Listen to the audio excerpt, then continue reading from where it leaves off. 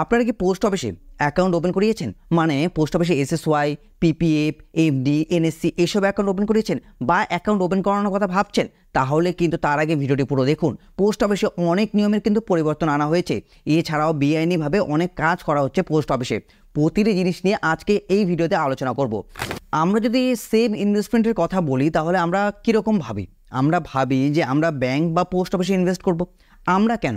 আপনারা হয়তো তাই ভাবেন যে আমরা বা আপনারা যদি সেভ ইনভেস্টমেন্টের কথা ভাবি তাহলে ব্যাংক না হলে পোস্ট অফিস, এই দুটো জায়গায় ইনভেস্ট করলে আমাদের টাকার কিছু হবে না বা আমরা ভালো একটা রিটার্ন পাবো বা যেই রিটার্ন বলা হয়েছে সেই রিটার্নটাই পাবো। বর্তমান সময়ে পোস্ট অফিসে অনেক বেআইনি কাজ চলছে। মানে পোস্ট অফিসে তো অনেক স্কিম রয়েছে, যেরকম এসএসওয়াই রয়েছে, পিপিএফ রয়েছে, আরডি রয়েছে, এফডি রয়েছে, এরকম অনেক স্কিম রয়েছে। কিন্তু সেই সব স্কিমেও কিছু কিছু লোক রয়েছে যারা একের অধিক কোনো না কোনোভাবে অ্যাকাউন্ট ওপেন করে নিচ্ছে বা মায়ের নামে অ্যাকাউন্ট ওপেন করে নিজের নামে আলাদাভাবে অ্যাকাউন্ট ওপেন করছে। তো এই সব দিক মাথায় রেখে বা এই সব দিকে লক্ষ্য করে কিন্তু পোস্ট অফিস কিছু নিয়মের পরিবর্তন করেছে। এবং যাদের যাদের পোস্ট অফিসে অ্যাকাউন্ট রয়েছে অলরেডি বা যারা যারা অ্যাকাউন্ট খোলার কথা ভাবছেন তাদের সবারই এই ভিডিওটি দেখার দরকার। যদি আপনারা এই ভুল করে থাকেন তাহলে হয়তো পোস্ট অফিস আপনাদের অ্যাকাউন্টে ক্লোজ করে দিবে এবং আপনারা সেখান থেকে 1 টাকাও আর তুলতে পারবেন না। বা আপনারা যদি পোস্ট অফিসে এফডি বা এনএসসি বা অন্যান্য স্কিমে ইনভেস্ট করে থাকেন এবং ভুলগুলো করে থাকেন তাহলে হয়তো ইন্টারেস্ট রেটই খুবই কম পাবেন। পাওয়ার কথা ছিল 8%, পাচ্ছেন আপনি 4%। তো এই সব জিনিস যাতে না হয় বা এইরকম ভুল যাতে আপনারা না করেন বা কী কী নিয়মের পরিবর্তন আনা হয়েছে সব বিষয় নিয়ে আজকের এই ভিডিওতে আলোচনা করব। প্রতিটি স্কিম, বেশিরভাগ স্কিমেই দেখলাম যে কিছু কিছু নিয়মের পরিবর্তন আনা হয়েছে এবং কীভাবে বেআইনি কাজগুলো করছে সেটা নিয়েও আলোচনা করব। চলুন ভিডিওটা এক এক করে শুরু করি এবং পুরো ডিটেলসে আলোচনা করি এবং আপনারা নিজেরাও কিন্তু দেখে নেবেন যে আপনারা এদের মধ্যে কোনো একটাও ভুল করছেন কি না। যদি আপনাদের এই ভিডিওটি ভালো লেগে থাকে ভিডিওটি দেখার পর তাহলে চ্যানেলটিকে সাবস্ক্রাইব করে আমাদেরকে সাপোর্ট করতে ভুলবেন না, এরকম ভিডিও যাতে আমরা ভবিষ্যতে আপনাদের জন্য আরও নিয়ে আসতে পারি। কিছুদিন আগে পোস্ট অফিস থেকে নোটিফিকেশন দ্বারা জানানো হয়েছে যে পোস্ট অফিসে অনেক বেআইনি অ্যাকাউন্ট কিন্তু ওপেন করা রয়েছে। যেরকম এসএসওয়াই বা পিপিএফ এরকম অ্যাকাউন্ট একটির বেশি খোলা যায় না একজনের নামে। কেউ কেউ রয়েছে একের অধিক অ্যাকাউন্টও ওপেন করে রেখেছে। তার জন্য কিছু নিয়ম বলা হয়েছে, সেই সব নিয়ম আপনাদেরকে মানতে হবে। এছাড়াও কিভাবে আপনারা ভুল করেছেন বা কী কী ভুল আপনারা না জেনে করেছেন সেগুলো আপনাদেরকে ঠিক করতে হবে। সবার প্রথম যদি আমরা বলি, যদি আপনারা এখনও পোস্ট অফিসে আধার কার্ড বা প্যান কার্ড সাবমিট না করে থাকেন তাহলে কিন্তু আপনাদেরকে সেটা করতে হবে। দেখুন, আপনারা হয়তো পোস্ট অফিসে সেভিংস অ্যাকাউন্ট ওপেন করিয়েছেন, কেউ এফডি করিয়েছেন বা কেউ এনএসসি বা কেউ এসএসওয়াই, কেউ পিপিএফ, কোনো না কোনো অ্যাকাউন্টে যদি ইনভেস্ট করে থাকেন তাহলে আপনারা আধার কার্ড বা প্যান কার্ড এখনও যদি সাবমিট না করে থাকেন আর তার সাথে প্যান আর আধারে যদি লিঙ্ক না করে থাকেন তাহলে কিন্তু আপনাদেরকে এই যে পেনাল্টি পে করতে হবে কিছু একটা। কিন্তু যদি আপনারা এখন অবধি সাবমিট না করেন এখনও সময় রয়েছে, আপনারা পোস্ট অফিসে গিয়ে আপনাদের প্যান কার্ড বা আধার কার্ড সাবমিট করতে পারেন। আবারও বলছি, প্যান কার্ড আধার কার্ডের সঙ্গে মোবাইল নাম্বারও সাবমিট করা কিন্তু বাধ্যতামূলক। কিন্তু অনেক সময় মোবাইল নাম্বারও কিন্তু খুবই দরকার পড়ে যখন আপনারা কোনো ডিপোজিট করান বা সেভিংস অ্যাকাউন্ট ওপেন করান। তাই সবার প্রথম যাদের যাদের অ্যাকাউন্ট রয়েছে, শুধু পোস্ট অফিস না, যদি আপনাদের ব্যাংকেও অ্যাকাউন্ট থাকে বা যে কোনো জায়গায় অ্যাকাউন্ট থাকুক না কেন সেখানে প্যান কার্ড এবং আপনারা কিন্তু আধার কার্ডকে সাবমিট করাতে ভুলবেন না। সবার প্রথম যে পরিবর্তনটি আনা হয়েছে সেটা হলো পিপিএফ অ্যাকাউন্টে। হ্যাঁ, পাবলিক প্রভিডেন্ট ফান্ড, আর এটার ব্যাপারে আমরা সবাই জানি। দেখুন, পিপিএফে কী নিয়ম রয়েছে হয়তো আমরা যখন ডিটেলসে ভিডিও বানিয়েছিলাম সেখানে আলোচনা করেছি। যদি আপনারা পিপিএফ অ্যাকাউন্ট ওপেন করান আপনার নামে তো আপনি কিন্তু আরেকটি অ্যাকাউন্ট ওপেন করাতে পারবেন না। মনে করুন আপনি স্টেট ব্যাঙ্কে একটা পিপিএফ অ্যাকাউন্ট ওপেন করিয়েছেন, তাহলে আপনি কিন্তু আবার পোস্ট অফিসে এসে আরেকটা পিপিএফ অ্যাকাউন্ট ওপেন করাতে পারবেন না। বা আপনি আরেকটা স্মল ফাইন্যান্স ব্যাঙ্কে গিয়ে আরেকটা পিপিএফ অ্যাকাউন্ট ওপেন করাতে পারবেন না, বা এইচডিএফসিতে গিয়ে। এটা কিন্তু নিয়মই নেই, আপনার নামে একটা পিপিএফ অ্যাকাউন্টই ওপেন করানো যাবে। কিন্তু অনেকে কী করছে, পোস্ট অফিসে একটা পিপিএফ অ্যাকাউন্ট ওপেন করাচ্ছে, আবার গিয়ে একটা এসবিআইতে পিপিএফ অ্যাকাউন্ট ওপেন করাচ্ছে। ভাবছে দুই জায়গা থেকে আমি বেশি রিটার্ন পাবো, বেশি ইন্টারেস্ট পাবো, বেশি আমার ফায়দা হবে। তা কিন্তু না, বেশি বেনিফিট আপনাদের হবে না। কারণ বর্তমান সময়ে যে নিয়মটি আনা হয়েছে তাতে আপনাদেরই লস। কীরকম? যদি একজন ব্যক্তি দুটো পিপিএফ অ্যাকাউন্ট পায় কোনোভাবে তাহলে কিন্তু মিনিস্ট্রি থেকে আপনার একটি অ্যাকাউন্টকে সেভিংস অ্যাকাউন্টে কনভার্ট করে দেওয়া হবে। মানে ইন্টারেস্ট রেট আপনি 4% পাবেন, যেখানে 7-8% পাওয়ার কথা ছিল আপনি 4% পাবেন। তাহলে কি হবে? আপনাদেরই লস হবে। ওই টাকাটা অন্য কোথাও অন্য কোনো স্কিমে ইনভেস্ট করলে আপনারা আরও বেশি রিটার্ন পেতেন। তাই এই যে বললাম, যারা যারা এখনও পিপিএফ অ্যাকাউন্ট দুটো ওপেন করে রেখেছেন, যে কোনো ব্যাঙ্কেই হোক, আলাদা আলাদা ব্যাঙ্কে হোক, প্রাইভেট হোক, গভর্নমেন্ট হোক, যেইভাবেই হোক না কেন, যে কোনো ব্যাঙ্কে হোক, সেই ক্ষেত্রে আপনারা একটা অ্যাকাউন্ট ক্লোজ করিয়ে সেটাকে অন্য কোনো স্কিমে ইনভেস্ট করুন। পিপিএফে রাখবেন না দুটো অ্যাকাউন্ট, তাহলে কিন্তু আপনারা বেনিফিট পাবেন না, ওই 4% ইন্টারেস্ট রেট পাবেন। আবার অনেকে কী রয়েছে, মাইনের অ্যাকাউন্ট ওপেন করাচ্ছেন, সেখানে আপনারা ম্যাক্সিমাম 1.5 লক্ষ টাকা ইনভেস্ট করতে পারবেন, সেটা আমরা জানি। এবার অনেকেই রয়েছে যে একটা পরিবারে একটা মাইনার অ্যাকাউন্ট হয়, এবার তার নামে তারা কী করছে, ওই একই সেম জিনিস করছে। একটা স্টেট ব্যাঙ্কে মাইনার অ্যাকাউন্ট ওপেন করিয়ে নিচ্ছে, সেখানে পিপিএফ অ্যাকাউন্ট ওপেন করিয়ে দিচ্ছে, আবার একটা পোস্ট অফিস বা আরেকটা এইচডিএফসি ব্যাঙ্কে তৈরি করে নিচ্ছে, সেখানে আবার কী করছে, ওই একই সেম কেস করছে। যদি আপনারা নিজে থেকে ঠিক করতে চান যে না, আমি তো ভুল করেছি এবং আমি একটা অ্যাকাউন্ট ক্লোজ করে দিব, তাহলে আপনারা নিজেরা আগে দেখবেন যে কোথায় আপনার বেনিফিটটা বেশি।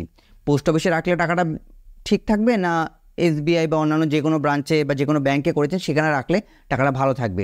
সেই জায়গায় গিয়ে আপনারা কিন্তু অ্যাকাউন্টটা আগে ক্লোজ করাবেন এবং সেই টাকাটা অন্য কোনো স্কিমে ইনভেস্ট করবেন। এটা কিন্তু পিপিএফে বলা হয়েছে, এর জন্যই কিন্তু প্যান আর আধার কিন্তু সাবমিট করতে বলা হচ্ছে পোস্ট অফিসে। এবার অনেকের মধ্যে একটা প্রশ্ন আসবে যে আমরা কোন পিপিএফ অ্যাকাউন্টটা বন্ধ করাবো। মনে করুন 2016 সালে ইন্টারেস্ট রেট বেশি ছিল, আমরা একটা পিপিএফ অ্যাকাউন্ট পোস্ট অফিসে ওপেন করিয়েছি। 2018 সালে ইন্টারেস্ট রেট আরও বেড়েছিল, রিটার্ন ভালো দিচ্ছিল, সেই কারণে আমরা এসবিআইতে আরেকটা পিপিএফ অ্যাকাউন্ট ওপেন করিয়েছি। তাহলে বন্ধ কোনটা করাবো, যেটার ইন্টারেস্ট রেট বেশি ছিল? না, যেই অ্যাকাউন্টটা আপনারা সবার প্রথম ওপেন করিয়েছেন সেই অ্যাকাউন্টটা বন্ধ করাবেন না। কারণ আপনি যদি সেই অ্যাকাউন্টটা বন্ধও করান এবং ভেরিফাই যদি মিনিস্ট্রির থেকে করে, কিন্তু আপনার সেকেন্ড অ্যাকাউন্টেই কিন্তু ওই 4% ইন্টারেস্ট রেট দিবে, মানে সেভিংস অ্যাকাউন্টের ইন্টারেস্ট রেট দিবে। তাই আপনারা যেটা প্রথম পিপিএফ অ্যাকাউন্ট ওপেন করিয়েছেন আপনার নামে, সেই অ্যাকাউন্টটা রেখে পরে যে অ্যাকাউন্টটা আপনারা অ্যাক্টিভ করিয়েছেন সেই অ্যাকাউন্টটাকে ক্লোজ করাবেন। এবার রয়েছে যারা এনআরআই ছিল। দেখুন, এনআরআইরা কিন্তু পিপিএফ অ্যাকাউন্টে ইনভেস্ট করতে পারতো না, কিন্তু আপনি ইন্ডিয়ান ছিলেন, আপনি পিপিএফ অ্যাকাউন্ট ওপেন করিয়েছেন, এরপর আপনি এনআরআই হয়ে গেছেন। সেই ক্ষেত্রে কিন্তু আপনি পিপিএফ অ্যাকাউন্ট আপনাকে বন্ধ করতেই হবে বর্তমানে, না হলে আপনাকে 0% ইন্টারেস্ট রেট দেওয়া হবে। আগে ইন্টারেস্ট রেট দেওয়া হতো, যেটা বলা ছিল সেটাই পেত, কিন্তু বর্তমানে এই নিয়ম বদলানো হয়েছে। আপনি যদি ইন্ডিয়ান হয়ে পিপিএফ অ্যাকাউন্ট ওপেন করান এবং তারপর যদি এনআরআই হয়ে যান, তাহলে সেই অ্যাকাউন্ট 0% ইন্টারেস্ট রেট পাবেন। তার জন্য আপনারা অ্যাকাউন্ট ক্লোজ করিয়ে টাকা উইথড্র করে নিতে পারেন। এই ক্ষেত্রে অনেকেই এই জায়গায় বেআইনি কাজ কী করতো, যে আগে তো একটা পিপিএফ অ্যাকাউন্ট ওপেন করতো, তারপর এনআরআই হয়ে যেত, কিন্তু তারপরে কী হতো, পিপিএফ অ্যাকাউন্ট চালিয়ে যেত যাতে এই ভালো ইন্টারেস্ট রেটটা পেত। এই কারণেই কিন্তু এই স্কিমটা, মানে এই এনআরআইদের জন্য এই সুবিধাটা বন্ধ করে দেওয়া হয়েছে। পিপিএফ, এসএসওয়াই বা এমআইএস এইসব অ্যাকাউন্টেও কিন্তু একটা বেআইনি কাজ করা হয়। কীরকম? ধরুন আপনি আপনার বাচ্চার নামে মাইনার অ্যাকাউন্ট ওপেন করিয়েছেন, এবার সেই মাইনার অ্যাকাউন্ট ওপেন করালেন, এবার কি হয়, সেই মাইনার অ্যাকাউন্টে গার্জিয়ান দরকার পড়ে। এবার সেই গার্জিয়ান কিন্তু দাদু দিদা আগে হতো, এখন সেটা কিন্তু চেঞ্জ করে বাবা মা হতে হবে, বা আপনার কিন্তু ঠাকুমা বা দাদু হওয়া যায়, এছাড়া আর কেউ হতে পারবে না। আগে কাকু বা মাসি যে কেউ হতে পারতো, সেটাকে চেঞ্জ করা হয়েছে। এবার অনেকে কী করে, মাইনার অ্যাকাউন্ট তো ওপেন করিয়ে নেয়, কিন্তু ডকুমেন্টস প্রপারভাবে সাবমিট হয় না, মানে গার্জিয়ানের ডকুমেন্টস প্রপারভাবে সাবমিট হয় না। যে বললাম, আধার কার্ড সাবমিট করে না হয়তো, বা প্যান কার্ড সাবমিট করে না, তো সেই কারণে কি হয়, সেই মাইনার অ্যাকাউন্টটা আবার দুটো নামে খোলা যায়।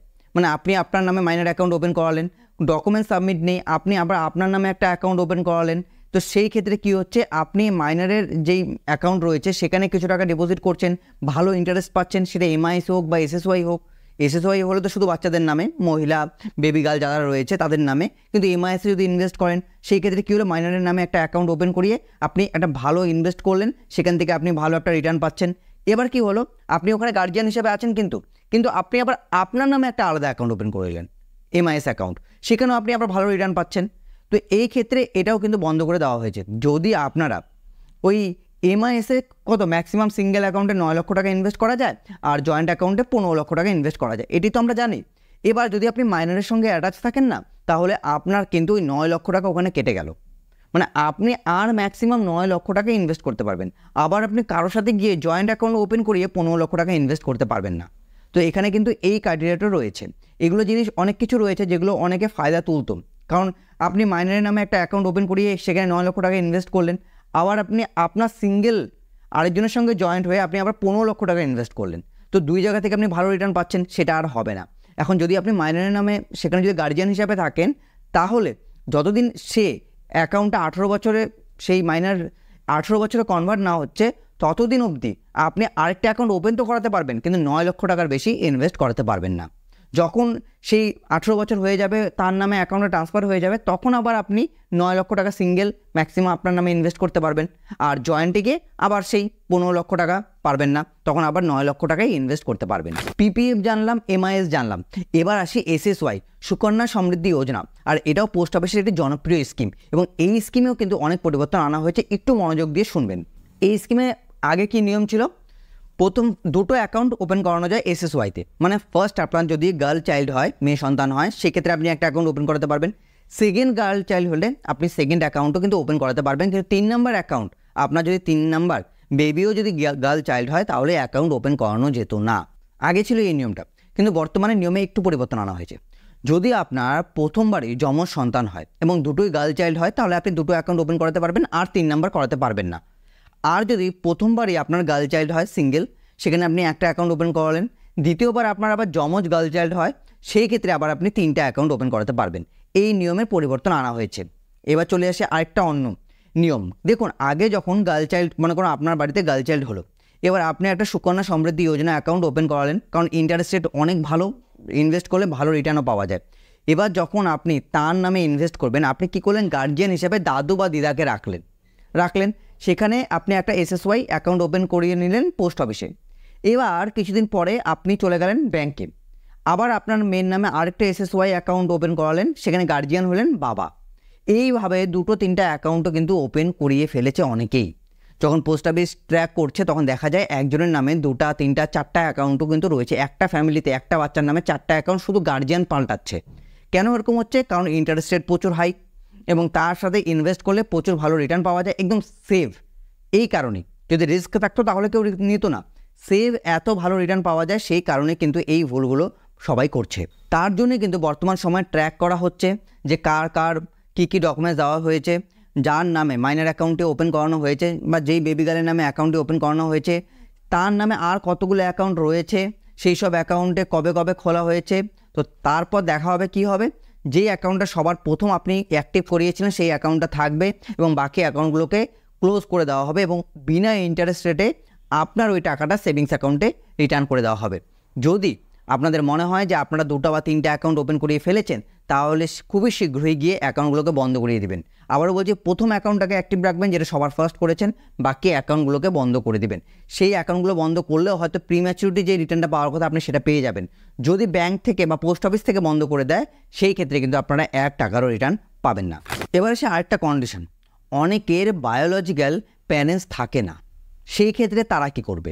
সেই ক্ষেত্রে লিগ্যাল প্যারেন্ট, মানে যেটা কোর্ট থেকে ঠিক করা হয়, বা বাড়ির আরও যে গার্জিয়ান রয়েছে, সেটা দাদু দিদা হতে পারে, তারা কিন্তু তার হয়ে অ্যাকাউন্ট হোল্ডারের, মানে মাইনর অ্যাকাউন্ট হোল্ডারের গার্জিয়ান হতে পারবে, এবং সেখানে সাইনও করতে পারবে। এই নিয়মটাও কিন্তু পরিবর্তনে আনা হয়েছে। আর বাকি যে পোস্ট অফিসের যে স্কিম রয়েছে, যেমন এফডি, আরডি বা এনএসসি, এগুলোতে আপনারা 1-এর অধিক অ্যাকাউন্ট ওপেন করাতে পারবেন, তাতে আপনাদের আর কোনো অসুবিধা নেই।